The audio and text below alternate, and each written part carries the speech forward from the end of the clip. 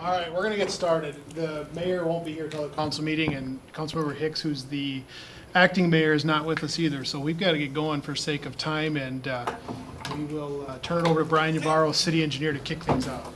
Thank you, Mr. Administrator, members of the council and everything. If you recall, I believe we were just discussing this earlier here, that we started this pavement management process probably back in late December. Previously, this has been on our capital improvement plan, dates back to already 1996. So at that time, the council, we hired SRF. Molly Stewart here is going to be doing the presentation along with Amy Groothouse from Brown Intertech as a consultant that helped us do with our Icon pavement management system. So at this time, it's a work session where we're asked and we've talked. Feel free to ask any questions anytime. That's the main thing. We want to get input back from this process. It is going to be a process, and we plan on taking it to the next level and doing more refinement as we go. So at this time, I'm going to turn it over to Molly from SRF. All right. Thank you, Brian. So as Brian mentioned, I'm Molly Stewart with SRF, and we're just going to talk a little bit about pavement preservation now. So feel free to jump in as I am talking, as well as when Amy's up here with questions you guys have along the way. So let's get started. All right, so just to go over a little bit of what this plan is that we're doing right now is, preserving the city's roadway system is very complex, and transportation systems have become expensive to maintain due to aging roadways, rising cost of materials, and sometimes stagnant and or declining funding sources for pavement preservation. So as part of the study, we're really trying to look at what are some of the existing tools and data that the city is already using and has, and as well as looking at the existing conditions of the system right now, and then doing a comparison of what that the road condition looks like and what future road system will be given the funding that the city has right now. And then also opening to identify, new tools as they become available, and how, the city can continue to use the tools that they already have been using and just improve upon them to make, the best system they can come up with. So, and then as far as this pavement preservation plan goes, it's really about educating the public about what it means for pavement preservation and what that what the details are of that, and why the city spends money on their pavements and why it's important to maintain them. So a little bit of pavement preservation 101, if you will. So the general concepts of pavement preservation is, roadways have a finite life. Once you construct a roadway, you have so long of time before you're going to have to do some sort of maintenance to it. And that timeline is really dependent on the type of traffic that's on the roadway, whether there's a lot of heavy vehicles that use the roadway, what the weather conditions are like, and if it's been properly maintained. Has it been overlaid, or are seal coatings being done on the roadway, or is it just left to reconstructed and it's just left there to deteriorate on its own based on all those other criteria I previously mentioned. So eventually all roadways do need to be replaced. They don't last, unfortunately, forever. So basically, preservation, the priorities are, to prevent fair condition roadways from falling into poor condition, because poor condition roadways tend to be the most costly to repair. They usually require a full reconstruct. So if you can spend a little bit of money to maintain a fair or a good pavement even, it will help to prolong the life of that roadway and help to kind of prevent more costly repairs that would happen later in the pavement's life.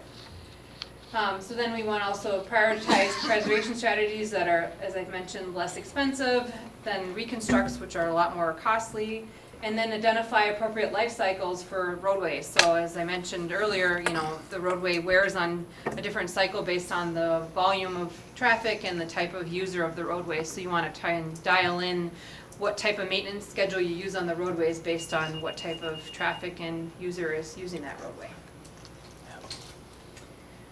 So this graphic shows a little bit of kind of how, if you were to just build a roadway and let it just deteriorate based on wear and tear, normal wear and tear, and not do any preservation, how a typical pavement would wear. It starts, in the excellent condition, and then it drops down. And the next slide here I'll show you shows that if you were to spend a little bit of money, as this slide shows, at the top when the pavement is in the good condition, this graphic kind of shows how you can extend out the life of the pavement just by spending a little bit of dollars, you know, when it's in the good and the fair condition, you know, and that pavement would go from, you know, one age to, you know, tripling or doubling the life of it just by spending a little bit of dollars in preservation instead of waiting until it just wears and becomes a reconstructed roadway. So it's really, you know, spend a penny saved is a dollar earned. So it's trying to highlight, you know, the importance of smaller price tag preservation items such as seal coating and mill and overlay versus a major reconstruct, which is going to be a lot more costly. I feel like you have a question. I do. Okay. Thank you for sensing that. Sure, no problem. The roadways we have are a certain width. Mm-hmm. And somebody want to enlighten me on that. Is it 32 feet we normally have here in a lot of our residential areas? 32? In the residential, about 36 feet. 36. Yep. Okay. So the cost of that, Mm-hmm. you know, putting it in, are there statistics that show the cost of different size width of roadways, both in construction, upkeep, etc., over the life of the pavement? Mm-hmm. Or is it simply a percentage? Because sometimes things aren't a direct percentage, you know what I mean? Mm-hmm. Do you have any of those kind of, is that anything you have? So you're asking, just to make sure I understand, is what the typical unit cost, I'd say, of the maintenance activity? Is that what you're kind of getting at? Right. So it's, So if you you know, were let's to have a say- 28 or, you know, whatever, 30, you know, Yep. 30 foot smaller by so much. Yep. Would it be a direct proportion reduction, or would you, you know, in terms of your overall cost or not? Can you just percentage it? Sure. So like if you go from, you know, a typical 36-foot road versus a Yeah. 4-lane road or something. Because there's engineering costs, these other Yep. costs in there and stuff like that. But Mm-hmm. I'm trying to get a handle on if we reduced some of our lesser traveled residential areas and didn't do that, what would be the long-term cost to the city Narrowing the over the width. life of the pavement? Okay. If I would, yes, per unit price, functionally, yes, per square yard and everything, we would be saving on that surface area. However, our road system was developed in a residential neighborhood to accommodate parking, on-street parking and everything as well.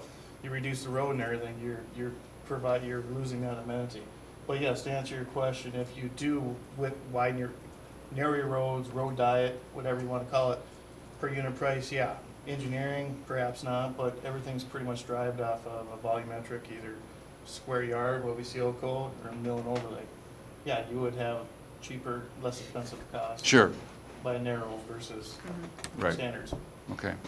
Well, as we look to keep roads up and we're building new roads, I think we have to look at savings, and amenities are nice, but when you've got 5 houses out on a extension and you've got the same width road, I think it's actually a waste of money, because I don't see parking along those places. There's Okay. not enough people to park there, so, you know, park on one side, it'd be fine. Anyhow, thank you. Okay, sure. Oops.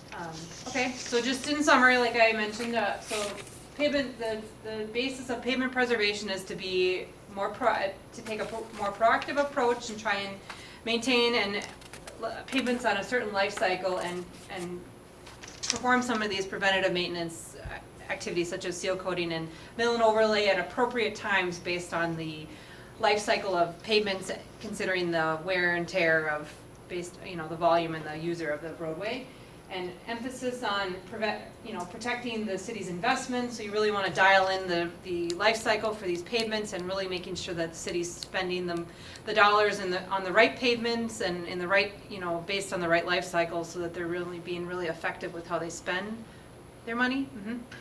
I think these things are great and pretty evident. Do we have a way of measuring at what point a pavement, I talked to people from MnDOT who are driving around and doing county stuff or state stuff. Do we have a cycle, and how often do we test our roads here in Fergus Falls to know what point we're at? You talk about this crucial maintenance point. Yep. Um, You're jumping the gun a little bit. We Oh, got that, sorry. yeah, coming up. So, All right. But yeah, so Amy's going to get into that on the life cycle and when MnDOT tracks so you're right. MnDOT does go along and collect pavement quality data throughout the whole state, and that the city has access to that. And I believe it's on a 4-year. Well, It will be. two different things. So yes, counties do get data from MnDOT. Cities collect the data in-house. They don't get it from the counties. Oh, okay. But we don't get that service. Right, so Right. that's, I believe, last time the city hired an external consultant to collect the data. But we get the service on county roads that pass through Fergus, is that true? Yeah. Because I talked to them when Ottertail they were would- on County One, yeah. Yeah, Ottertail would have that, yep. But we traditionally don't, because we don't have the pavement needs on those. We certainly can. But if we have the pavement needs on it, then we would. Sure. Yeah, and I guess my question's getting at, you'll get at it maybe Yep. later, how can we be up to date knowing when to repair if it's so crucial, that curve? But thanks. Yep, and Yeah. then that's what Amy's gonna talk a little bit about, this Icon Mhm. pavement tracking software that the city utilizes, which is a factor in helping with that. So, you know, being effective with when the preservation activities are done, and it will help extend roadway services as long as they can. Like I mentioned with this graphic, it kind of shows how you can extend out the pavement to get the most usable life out of it based on just, you know, spending a couple, you know, doing some of this preventative maintenance instead of waiting until the major repair has to happen on a normal pavement cycle without doing preventative maintenance. And then it really helps with delays and reduces more of the costly fixes. So you're doing, you know, more preventative maintenance, seal coats, overlays, instead of major reconstructs, you know, and, you know, spacing those out longer than you would if you didn't do some of those preventative maintenance activities, so. All right, so we're gonna jump in a little bit, like I mentioned, the city, that's where you're gonna jump in? Yeah, Okay, yeah. Well, yeah, you wanna just talk a little bit about Icon, and I can jump back in. Yeah, okay. So, So, one of the tools that the city has is a pavement management program. It's called Icon. It's a third-party software tool that the city purchased in 2006. It's a web-based program that the city runs. It stores all of the pavement-related data in a database. So within there is information related to the condition of the city's streets.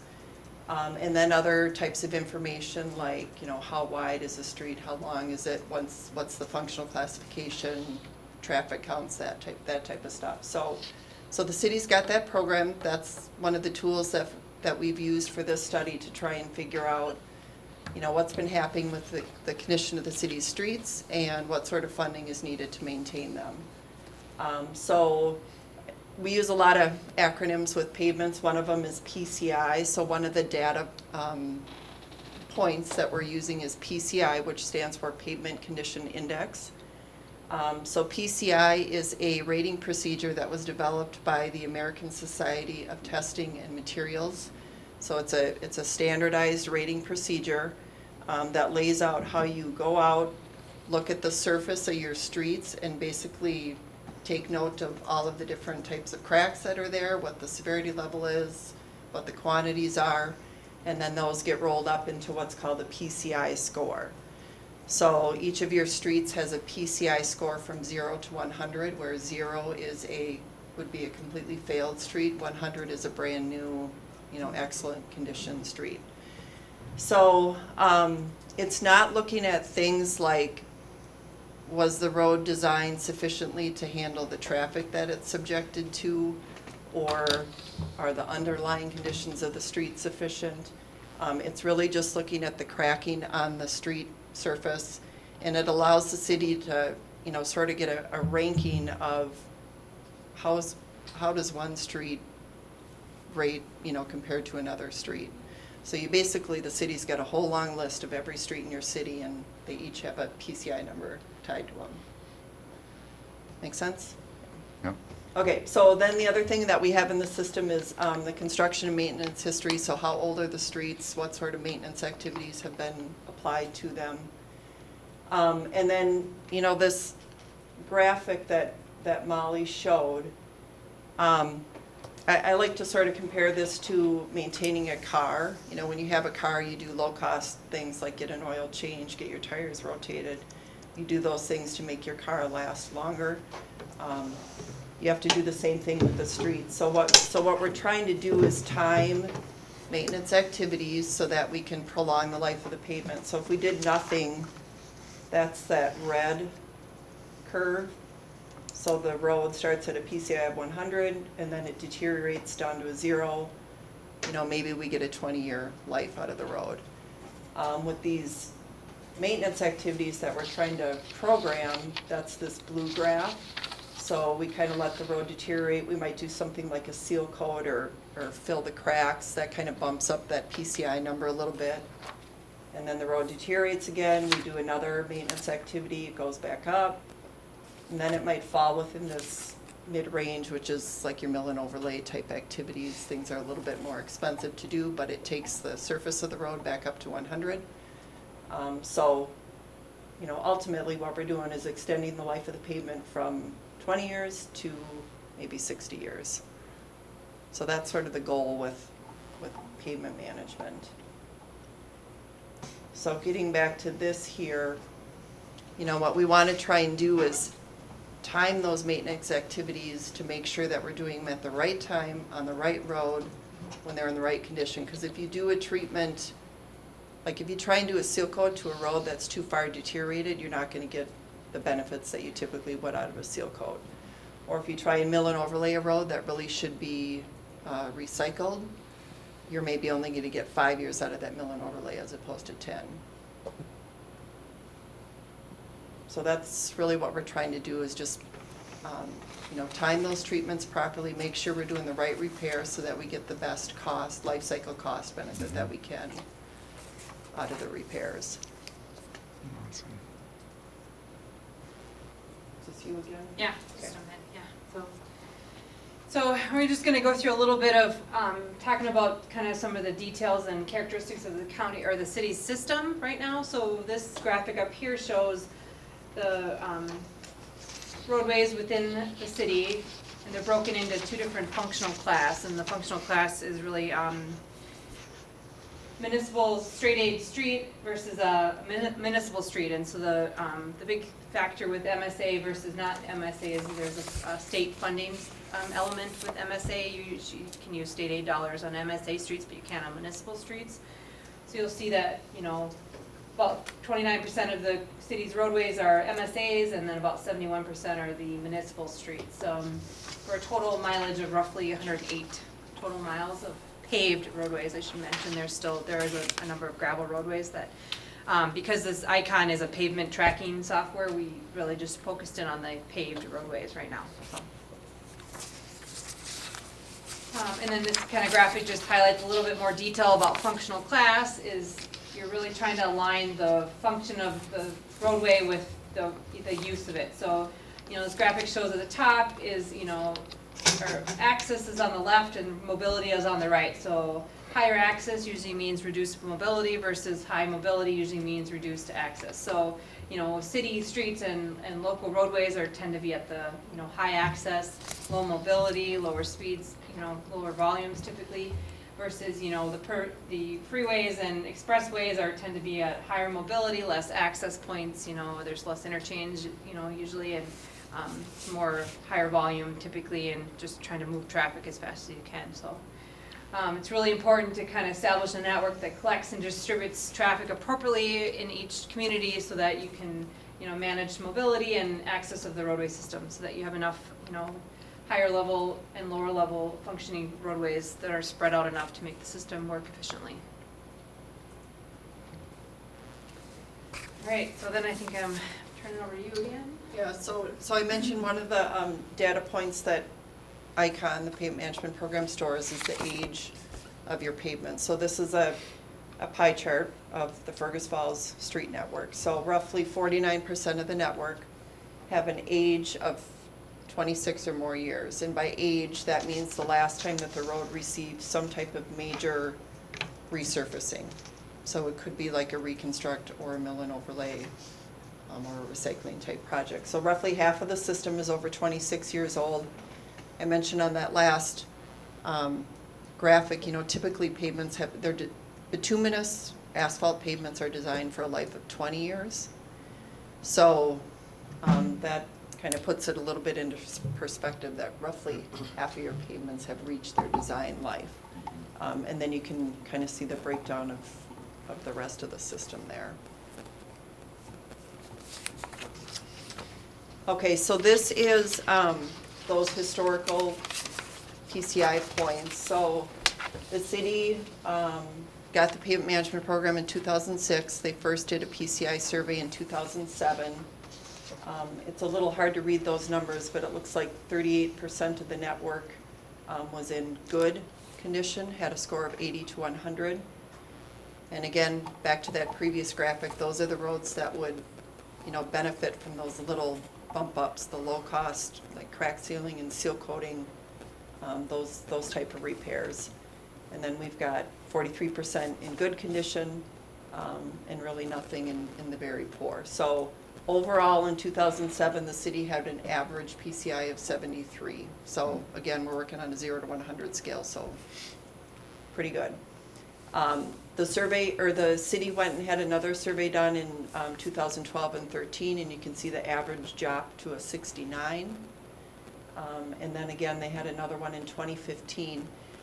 And I think, Brian, so there's a few different ways to do PCI surveys. One of them is a walking manual survey where, a person is walking the streets and jotting the distresses down. I think in 15 you changed to an automated method where it's a windshield survey, and then there's a computer that basically, looks at the cracks. Yeah, okay. So a little bit different way of doing the PCI procedure there, but pretty much stayed the same, 69 to a 70 from 12 and 13 to 15. Okay, so then what we did is, one of the things you can do with the pavement management program is to project what the system is going to look like in the future. So this is a pie chart of what we would expect the system to look like today, based on, again, the age of the roads and then the historical condition data. So kind of what we want to focus on are these ones that we've identified as most critical, the fair, which have a score of 40 to 59. Those are the streets that are kind of in that mid band on that chart I was explaining before. Those are the pavements that once they reach that point of the life cycle, they can start to deteriorate really fast. And when they deteriorate, if you let them get into that more expensive category, then your costs are going to double or triple. So you really want to try and catch them at this point when they're in that fair condition, get them back up into the good condition, and not let them deteriorate.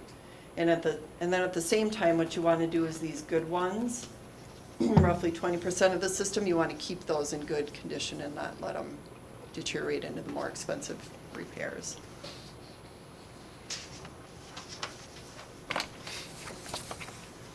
Okay. So, Can I ask a question to Yeah. that? So, a few slides backward said 26 plus years, almost 50% of the roads are that. So, in the most critical, only 26% of those 50 are most critical. Did I understand that right? I would have thought that most of 50% of those roads were, all those need to be. Well, pavements deteriorate at different rates, so you could have a pavement that's 30 years old but have a PCI of 60. Okay. Yeah, so, So some of that 26 is the red, and the other 41 is Some- probably yeah. the difference? Yeah. I mean, pavements deteriorate, some streets may last 50 years if they're not subjected to a lot of traffic, if they were properly designed, if they have good soils, proper drainage. Okay.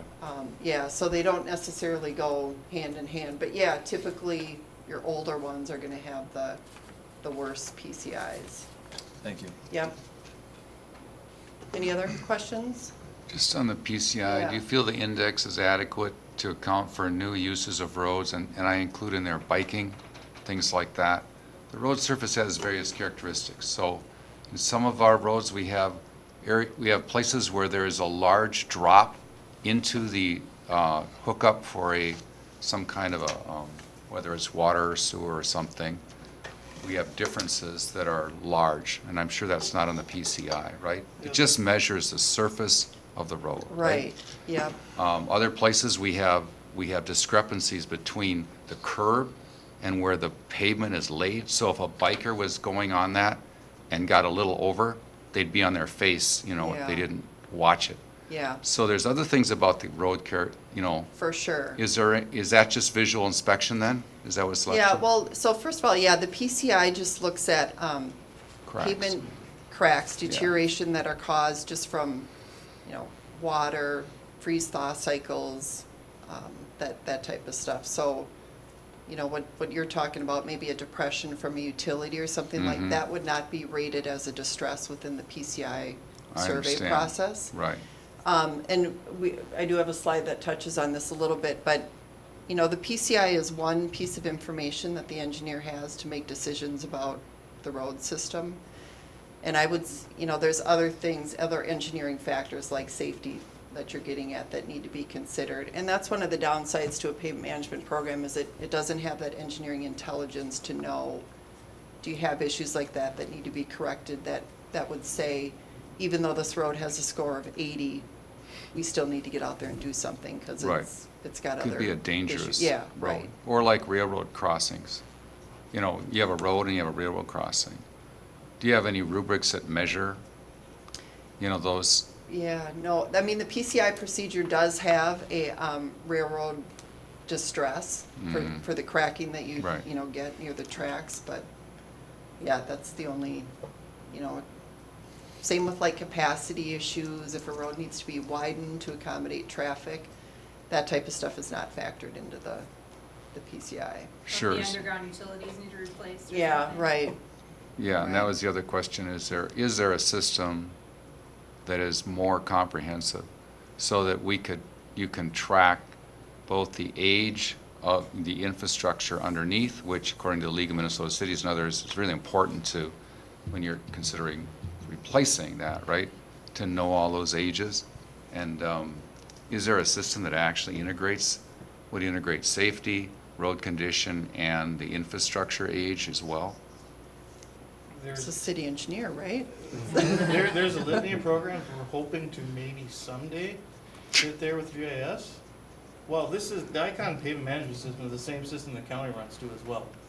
How many communities run this Icon pavement management system?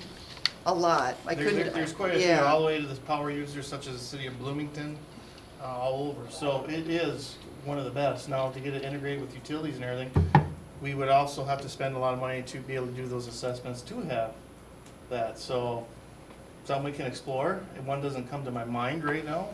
But yeah, it's gonna be addressed in your Yeah, slide. We'll be looking at repavements, but my concern, which I've expressed to them, it's one thing. But we have the underlying utilities too that has to be part of our decision process. Sure. And Right. you do that every time, so. Try to. You bet. But also now the safety, you know, we're a bike-friendly city, and that's something I think we need to find a way to integrate into our assessment of a roadway.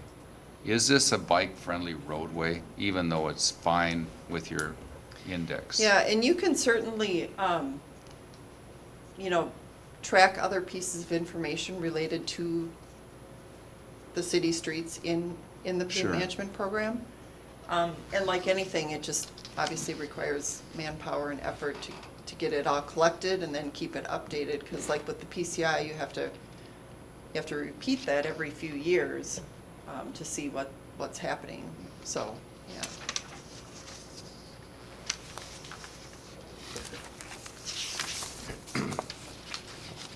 So these are, you know, we use the term PCI a lot, and people don't really know what does that look like or what does that feel like. So these might be a little hard to see too, but these are photos of actual streets within your system, just to kind of give you a sense of what the different PCIs may look like. So 90 obviously looks really nice, hardly no pavement distress. 80, it looks like they're, you know, starting to get some transverse cracking across the roadway.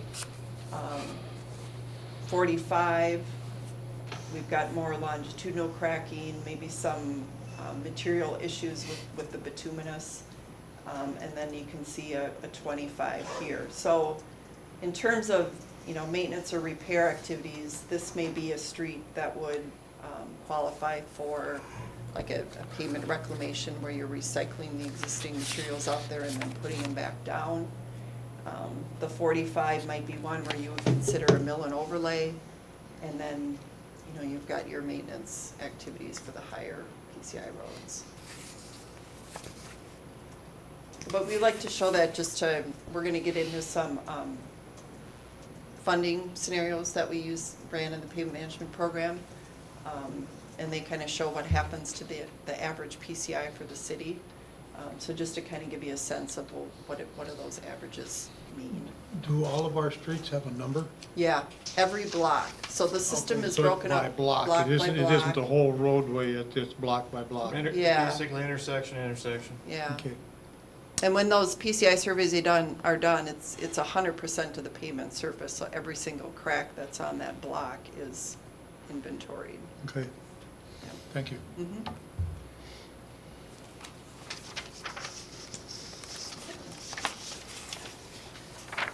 So as Amy mentioned, part of this plan, we went through some budget scenarios, so in order to, that's one of the features of ICON is that, you know, besides tracking the data that you collect, you can also run future scenarios if given a funding source, and it will help identify which segments of roadways should, and which type of treatment should be applied and you know, given how much funding you have available. So to find that funding number, we kind of went through and looked at the different revenue sources the city has at their disposal for pavement management. You know, there's local, state, and federal sources.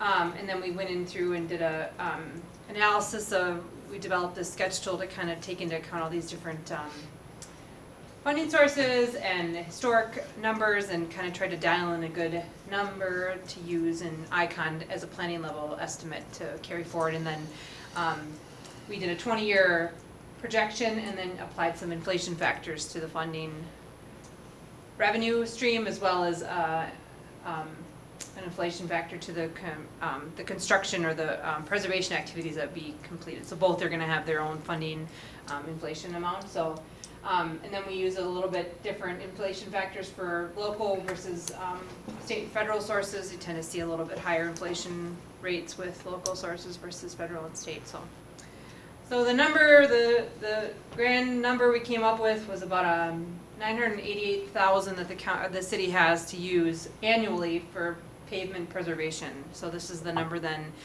we used to plug into ICON, which would then we allowed us to do some different budget scenarios that Amy's going to go into shortly. So. Okay, so like Molly was saying, we used a base revenue of $988,000. We're looking out 20 years into the future, so from 2019 to 2038, we're going to take a look at what's going to happen to the system if we continue to spend that amount of money. And then we applied a 2.5% inflation factor to that annual revenue.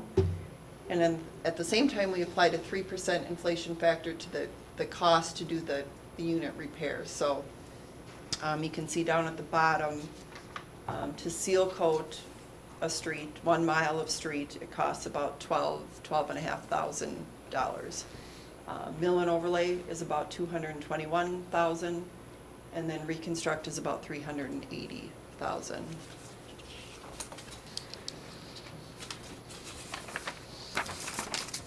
And so this is the city's typical preservation cycle that we're trying to achieve. This was built into the pavement management program, so when we run these scenarios, it works off of this preservation schedule. So on the far left, we construct our road age 0, and then what we want to try and do again is time those maintenance treatments every few years.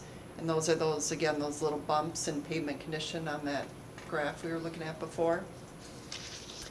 And then typically when we get out to an age of about 15, we need to do something more major, like a mill and overlay. And then once the road is mill and overlaid, then we're back into that cycle of doing the low-cost crack sealing or seal coating. And then we can do another mill and overlay, probably around age 25. And then eventually we get out to 40 years roughly, and that's when we have to reconstruct the road. And I should add that, you know, agencies now, there's some new rehab treatments out there. I've mentioned the word recycling a couple times. I don't know that the city has done any pavement reclamation recycling projects. But that's more of what agencies are moving to. Typically reconstructs, you're just gonna do for those roads where you have to do the utility repairs or, you know, other things where you've gotta take the entire road out. But because the cost to do that is so expensive, if there aren't utility repairs that are needed, agencies are typically looking at doing some type of reclamation at the end of the life cycle. And then you're back again, working through this process where then you're starting over with your seal coats.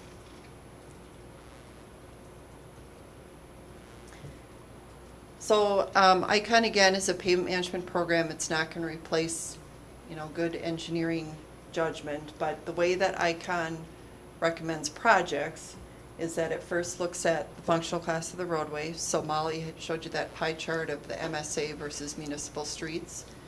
MSA are going to get a higher priority because they have higher traffic.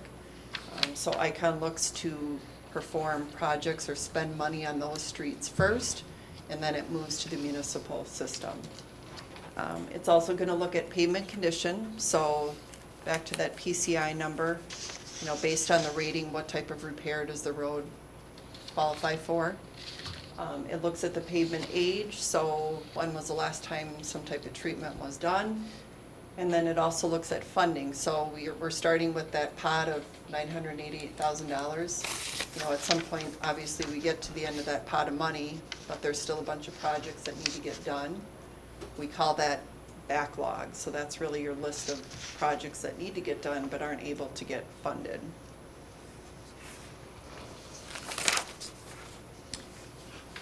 So again, this is kind of the same slide as I showed before, but this is, you know, your real life project selection where you need to work in the engineering factors. So, you know, even though it may have a PCI, if there's a high PCI, if there's, you know, underground utility repairs that need to be done, you may need to get in there and do some type of major repair.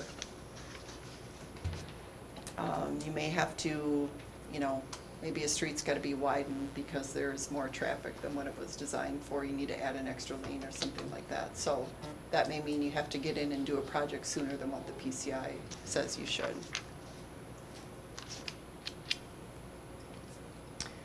Okay, so we then used ICON. Once we've got all of our data plugged in, we've got that maintenance schedule plugged in, we have the cost to do the different treatments in there. We ran different funding scenarios. So the first one that we ran was basically what the city is currently doing. So we've got that $988,000. Roughly 10% of that is going to the preventive treatments like your seal coating. And then major repairs, mill and overlays, we're spending about $200,000 there. And then most of the money is going to major rehab or reconstruct projects. So with that type of allocation of funds, this is what happens to the system. So we've got the year of the projection. So we're, again, 2019 out to 2038. And then in the far right column, you can see what happens to the average PCI. So we're starting at an overall average of 61, and we drop down to a score of 48 at the end of the 20 years. And kind of think back to those pictures of the different PCIs. I think 45 was one of the pictures that we had. So, you know, allocating the current amount of funding that way, most of the city streets would think would look like that 45 picture. You said 20 years out. Yes. Maybe I missed this, I'm sorry if I That's did, okay. but what's the average PCI of our 108 miles now? Right now. I think it was 62. Yeah. I think it's on So our PCI would go down from 60 On this slide. 62.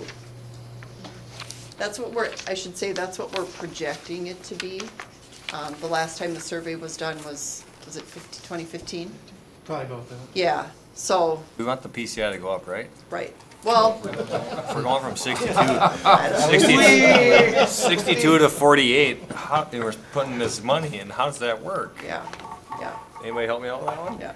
Okay, So- Not putting enough money. I've got a related question to that, Yeah. yeah, but go ahead. All right, I just want to make sure I'm in the room with y'all. She'll get to that for you. So, is our current projection that we're looking at for the next 20 years at the same rate that was done you took a survey, there's 2007, 2012, et Yeah. cetera, and our PCI there dropped, an average PCI dropped in 2012 from 69 to now 62 today, and then you're looking at 20 years from now. If you actually go out 20 years, it looks like it's going to be below 47, it'll be Right, 46 right. maybe. Right. I don't know why you didn't put 20 years there, but what happens at the end there? Does it drop off to nothing? Like, no. Yeah, well, we only looked out, Light yeah, bulb. 20 years. Yeah. But, yeah, we would assume if we were to look out farther, it probably would go below the 47. So it seems to me that unless we can get on top of more maintenance. She's gonna get to that. All right, yeah, she Yeah, can get that. yeah. Yeah. That's coming. But my question was, are you using the same percentage of figures for maintenance that were used from 2012 till now, 10, whatever, or 2007? Yeah. 207 till now, is it the same kind of maintenance, materials, philosophy, inputs that are being projected forward? That's what I want to know. Right, yeah. Is that the same? So I think what you're asking, so when we, let me get to a performance curve graphic here. Oh, it's way back, sorry. So when we set up the pavement management program, what we do is create a scatter plot of PCIs versus pavement age. So we get a graph where we've got pavement condition on the vertical axis and then pavement age. And each block within the city's network is a data point on that graph. And then we fit a curve through it that tells us how long the pavements are lasting. And those curves are what we use to project out into the Sure. future. So we did use the city's 07 data, whatever it was. Right. Yeah, and then the 12, and then the 15 to kind of see what is the curve that fits through that And then you data. projected that forward in the new Right, plan. right, All right, So And it's without a just, change in that, you we know, will be losing right. getting our PCI way down. right. Okay. And it's just it's a projection. We're doing the best we can with the data points that we have. That's one of the reasons why it's important to do those resurveys every few years, because, we may project that the road is gonna drop to a 50, but if we go out and do a PCI survey, maybe it's a 55. So I don't know if you're aware, but Bill can tell you that we're trying now to project a 20% increase, right? In our road. We haven't addressed that with them, because we're letting them put this, I'm telling them Yeah, that that's what we're trying to plan. And the reason I wanted to say that is that if we do it, I'm wondering what that's going to do to our long-term. okay. Sure. That's why we're doing this, is so that we can use this tool, and then we'll put that in there, and it'll tell us, will that help us reach our goal? Do we need more? Do we need less? So They're so smart, they could probably tell us today like what that would do. Well, they probably can. Any other questions on that stuff?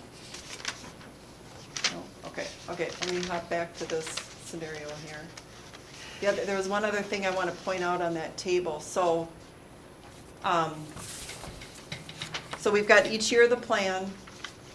Where's my button? There it is. Each year of the plan, there's the money that we're spending. Again, we start at 988 and we're increasing it by 2.5% each year. The other thing we want to keep an eye on, in addition to that, what's happening to the PCI, is the backlog. And remember I said that's when we run out of funding, there's still a list of projects that need to get done. That backlog is the sum of all those projects that aren't getting funded. So, yes, we want the PCI to at least stay the same or go up, but at the same time, we want to make sure that backlog doesn't get super high, because that means there's a bunch of really expensive projects that are left hanging out there that need to get funded. So this scenario, we end at a 47, and we've got about 46 million, this is in thousands of dollars, so $46 million of backlog out there. Ouch. Yeah. Okay, so then what we tried to do is optimize the available funding, so taking that 988 and really just spending it in a different way. So remember in that last scenario, we put 10% to the low-cost preventive maintenance activities. With this one, we shifted it the other way around. So now we're putting roughly 40% of the budget into preventive maintenance, the lower cost treatment activities. And really the goal with pavement management is to keep the good condition roads in good condition, because that's where your cheaper repairs are. So by spending more money up in that category, here's our results now. So, and then the last one, we ended at a 47, now we're at a 58. So a lot better than what we were at before. And then you can see that backlog is about 10 million less than what it was in the previous scenario. If I could answer Mr. Speedall, Councilmember Speedall, that was the main thing. Not only is it changing our view on what strategy we're gonna use, such as doing seal coat, but funding too as well. So those are at least two major components. But yes, seal coating is what's showing, doing these preventive is proven to, early on, to save it all, overall system net. Yeah. One So question that- about. That is training, Yeah. that is our methodology, changing that a little bit. Good. Our salt usage, I know that salt has a different effect on, bituminous than it does on cement and, but do you have rubrics on salt usage and the deterioration of how that's affecting? No. Okay. MnDOT might be a good resource for that. I'm just but, curious because yeah. I know we get some of our salt as an agreement from what's kind of left over from MnDOT or something, but it's, anyhow. That's Any another other question. questions? Yep. So we use the same as Okay, so I'll give this back to Molly here. She's going to talk about some next steps. All right, so that's kind of what we got with the existing data, and as both scenarios that Amy showed was just using what the current funding level is right now that the city has at the 988. So our next steps with this plan is, today to gather feedback from you guys, the council, to kind of hear what your thoughts are or what direction we want to go now with this. There's potentials to explore other strategies such as, additional funding options such as a franchise fee, which I have a slide next to kind of talk a little bit about what that means. Or is there an opportunity to establish some PCI goals for your system, and maybe it's even a different one based on the functional class of the system or the volume of the roadway. There's all these different ways you can split up your system if you wanted. For example, Ottertail County, which their system mileage is about 1,100, I think. They've broken their system, into different categories based on a bunch of different factors: weight, the volume, and then the heavy vehicle traffic on the roadway, and all these other things, and then developed pavement quality indexes for each of those categories, and then you can plug that all into Icon, and then therefore allocate money based on the level of category that each their roadway mileage is in. So they have like a gold, platinum, and silver different mileage. So anyway, that's an option we could do with the city. And then there's, is there opportunities for special street reconstruction bonds, go after that type of funding amount to influx some money into the pavement preservation.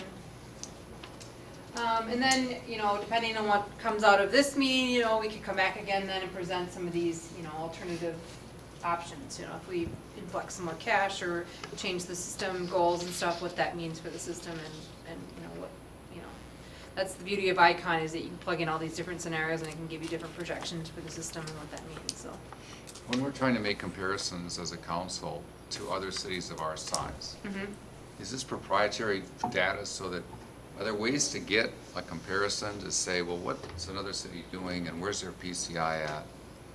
Do you have those things, or is that not, is it sort of like kept in-house and not shared? Well, I do have some information on the next slide about franchise fees. That, a lot of these, there's information on which cities are using those as a funding source.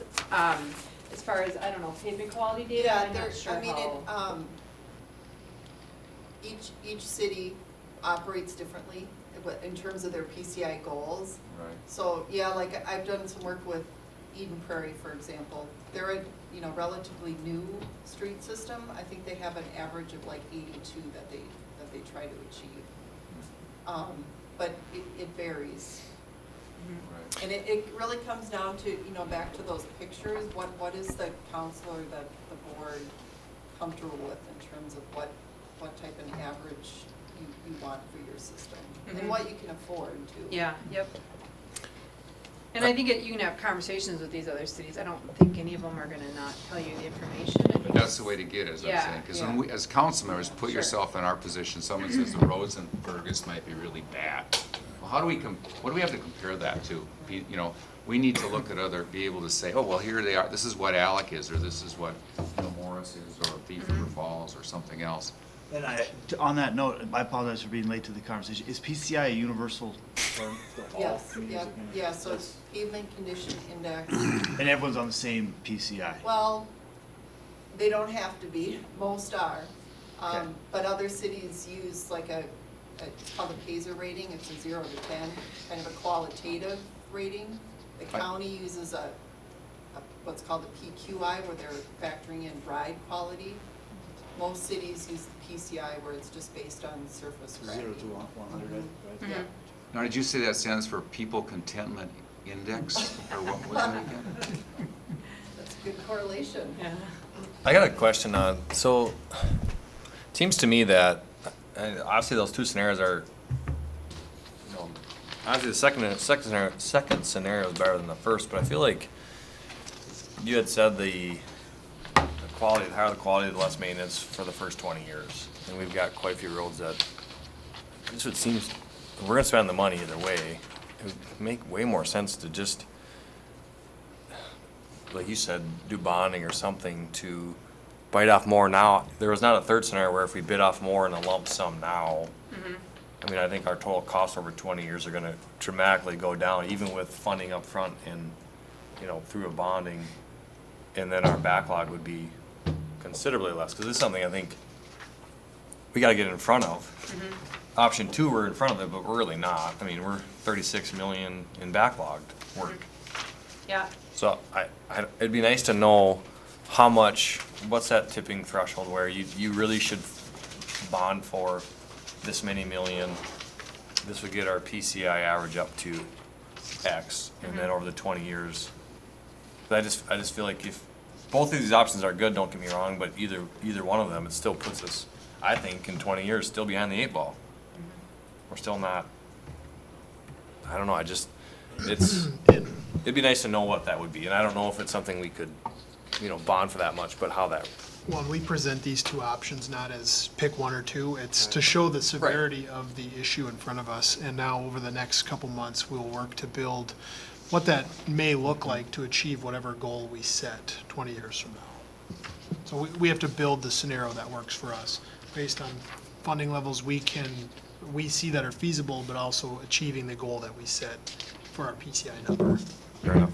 yep, and that's what can be utilized for is, you know, let's say we want to bond for 20 million or whatever it is, you can plug that in and you can find that tipping point of what it means for your PCI and backlog and stuff, so. So that's kind of where our next steps are, again, is to figure out what these different scenarios for future will look like, and, you know, what makes the most sense for the city, and then bring those results back to you guys again for comment and review. Like I mentioned, you know, franchise fees are a thing that cities utilize for, as an additional steady stream of income for their pavement management. It's governed by state statute 216B 30.36, and it can be established by the city as a way to collect revenue for cities and streets. Typically, it's a fee that's tagged onto the gas and or electric, one or the other, or both. And then the fee that it can be either in dollar amount per user or a percentage of the user's bill as a total. It depends. You know, the city's kind of, the gamut of the ones that I've seen have been kind of all over the board and stuff. So roughly 40% of the cities in Minnesota use these franchise fees, and it doesn't necessarily have to be for just pavements. In my city, for example, they're using it for trail construction. So there's other places. They Do you have a can question? apply to trails, and so it's transportation, not just motor vehicle. Yeah, yep, city streets is what I think the term, yeah, so whatever have you, yep. So then it would apply, it would include, the franchise fee would apply to all accounts with the city, so it would include any tax exempt parcels, such as nonprofits or governmental entities, rather than just or the other ones, so it would include everybody, so it's a little bit more spread out amongst everyone, the users of the road, so. And then I just have another slide here to kind of give you a little bit of, like I said, I pulled some, there's roughly some of the cities that currently have, that I found data for, at least that have franchise fees. There's all over, like, for example, Eden Prairie has a $4 franchise fee. They just, which they just increased to $4, and Burnsville has $1, Apple Valley is a 2%. So there's all these different cities, that it's all over the place as far as what it is. But so I just took, a rough kind of snapshot, assuming, the user in Fergus Falls is roughly what the population is, and projected it out of what you could kind of expect for a revenue amount based on the amount per user. So if you did a $2 per user, and you could split that out from gas and electric, $1 on each one, and split it out, not to, and that it's a pretty minor increase in my opinion, rather than having a, an assessment or something. If somebody's coming through and you're reconstructing a road and the other route is to, assess for the roadway, well, instead you level it out and do a franchise fee and they pay for it, So those are per road? Is that how they're run?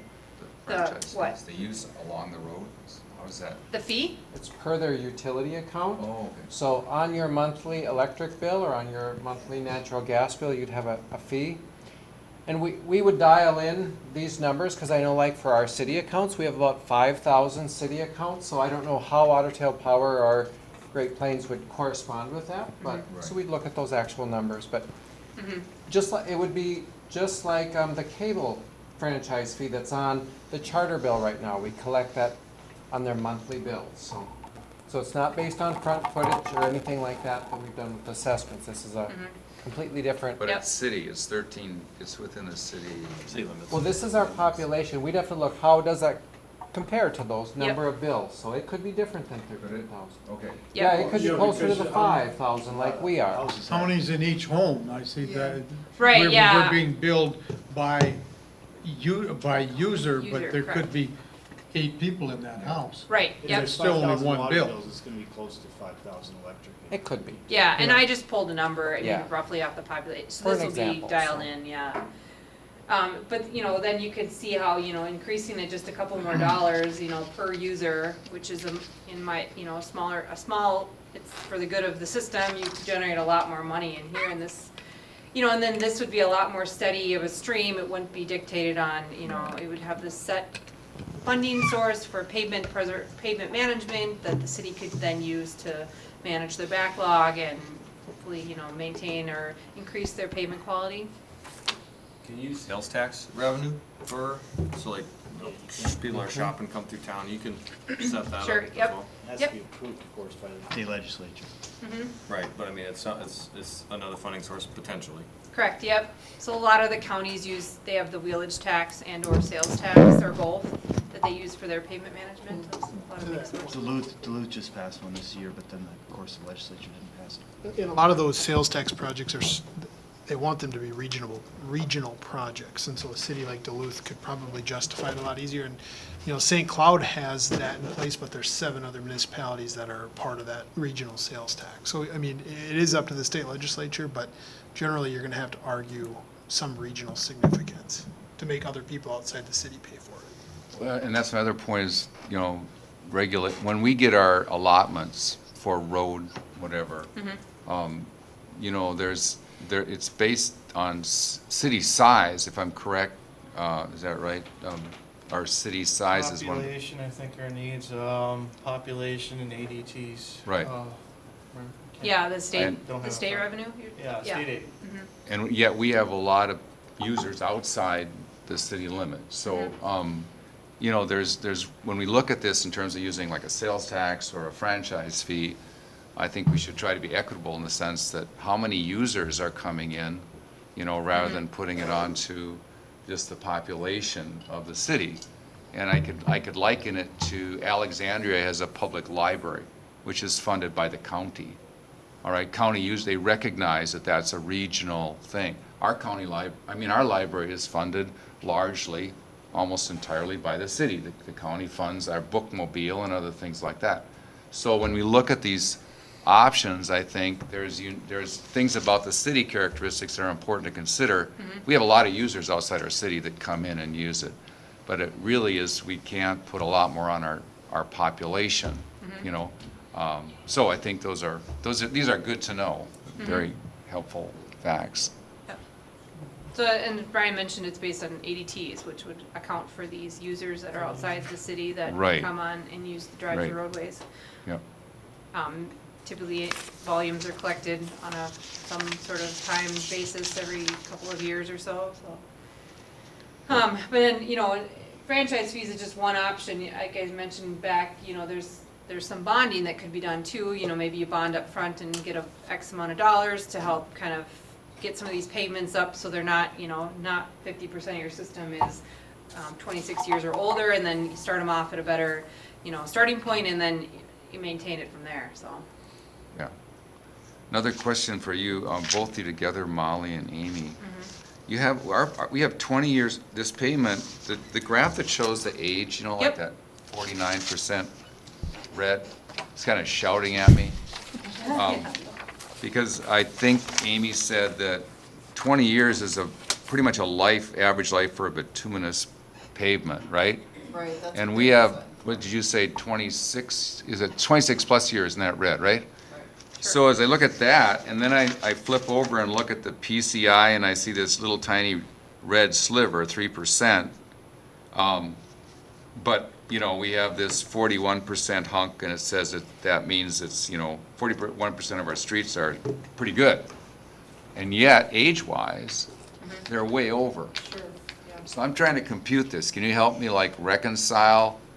I know PCI measures cracks, but if you're looking at age, then Yeah. what, I mean, how do I you, mean, you can How do you have a deal with really old road that, if the cracks have been sealed, it can have a high PCI even though it's old. and it's still a pretty good road? Sure, yeah. Yeah, Yeah, okay. yeah. So we shouldn't be as concerned about the age if it's, No, but, measuring well. I think where I would be concerned.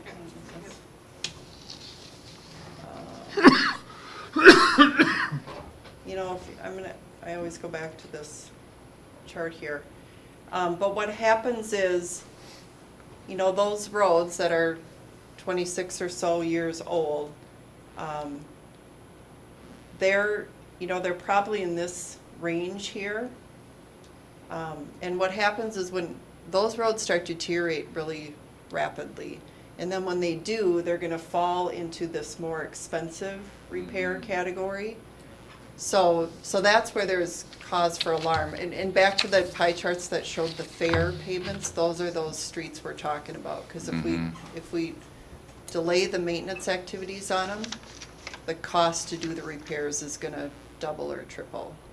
So yeah. that's where age and that's becomes why more I'm of a concern. alarmed, because, you know, there's a precipitous drop at that 49%, when you're in that 49% of old roads. Right.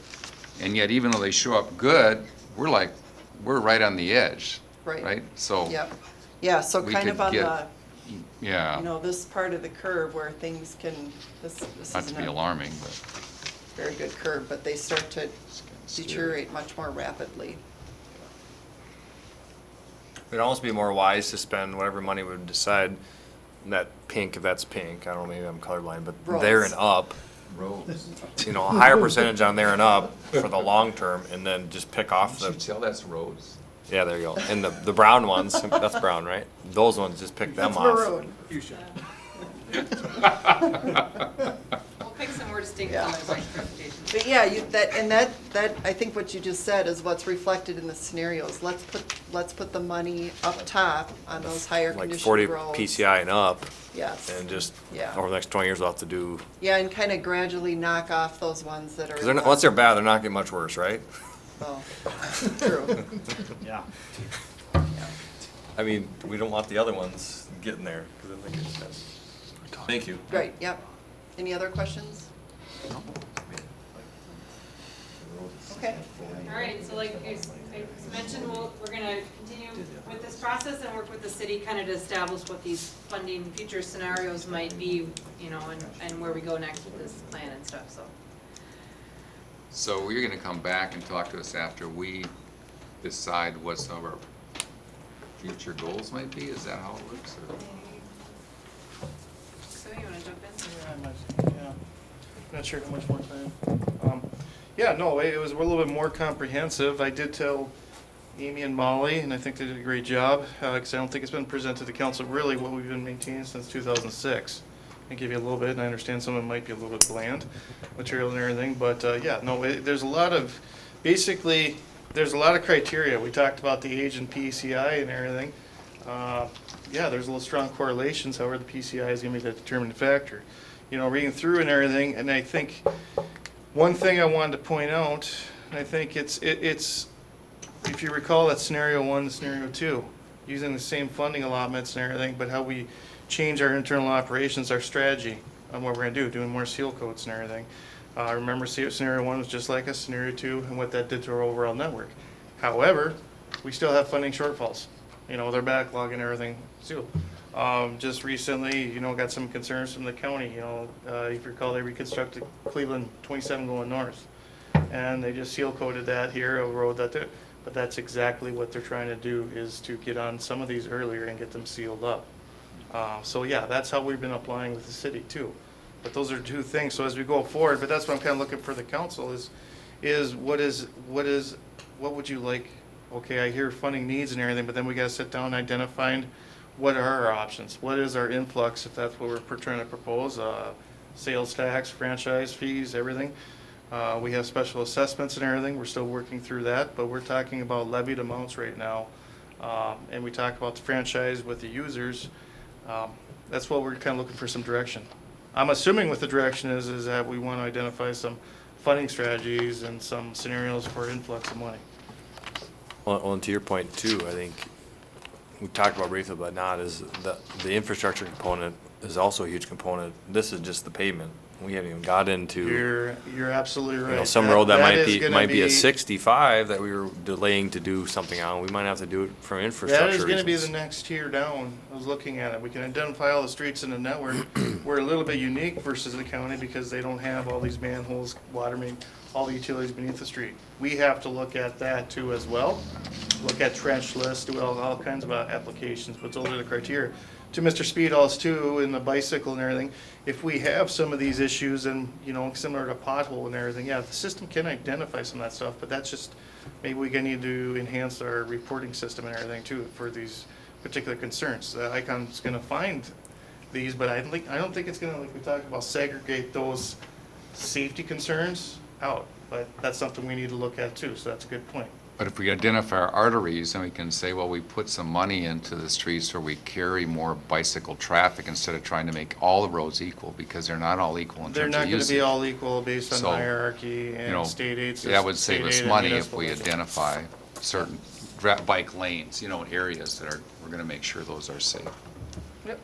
Yeah. Just going to touch on the funding side a little bit. When we talk about the underground utilities, we build those plans into each of our utility funds as well. So water mains, sewer mains, the storm water. So certainly that's all part of this process. So be thinking about street reconstruction bonds. That's been mentioned in this a little bit. I just want to touch base on that slightly. We would take from this, which streets would you want to do in the next 5 years? What gets prioritized? Because to do street reconstruction bonds, you lay out a 5-year plan for streets. You put that in, you bring that to council, you have a public hearing on that, and then that authorizes you to issue bonds over that time period then if you want to do some of those. And of course you issue those bonds, you pay those back with property tax levies then that typically come on the year after you have done the project. So that's kind of the typical with that. Something else to think about with franchise fees. The cities are implementing those. They've done away with some of those special assessments then, and correct me if I'm wrong, if I misspeak here, but in those instances, then they no longer have special assessments on those reconstruction projects. So that resident will be paying, would be paying a bill every month in those franchise fee, but then they wouldn't be getting that larger assessment bill that they'd be paying over 15 years. That's one scenario, not saying that those are routes we would go. It's just information for you. So I don't want people at home watching saying that we are doing this right now. It's concept at this point, but Right. things we need to talk about, and so. Yeah, I'll confirm, so the city I live in actually has a franchise fee versus, and I don't get special assessments for road construction. So when they come over and mill and overlay my roadway, I wouldn't get charged a $2,000, $3,000, whatever bill for that reconstruct. I would just be paying it on a monthly basis essentially through a franchise fee. And right now, we haven't been assessing for mill and overlay and seal coats, but reconstruction we have. You think about the Cleveland Avenue area, the hospital district where we reconstructed those roads, there were special assessments that went on for those. But not for the mill and overlay that you're seeing right now. That's in our general fund budget. Do we have the same requirements going forward with these special assessments of requiring an appraised value to prove? Yes, that- that's a different state law. That's always been the case. We're just looking at going for appraisals now as we're moving that direction. Sure, but having it been challenged a couple times and we're looking at possibly different direction, that's something to I mean, who knows if we get challenged on that? I mean, if reconstructing the street increases the value. I mean, Right, I'm sure it could be challenged, is what I'm saying. It could be. In the past, we've worked that out with the neighborhoods, and they saw the value of where that came, and agreed to that in our public hearings. So, Sure. I was going to mention one thing else, but now it's I'm- slipped my mind. Sorry, I got. That's okay. cut you off with your thought. We'll address it more later, I'm sure, but I know we're running out of time. So, Anything else from council? Brian, anything else? No, I think we're pretty much out of time. We'll continue the process and we'll try to keep everybody up to date on this process. Any direction moving forward, that's what we would all appreciate too as well. So, thank you. Thank you. Thank you. Thank you. Thank you. Thank you. Yeah.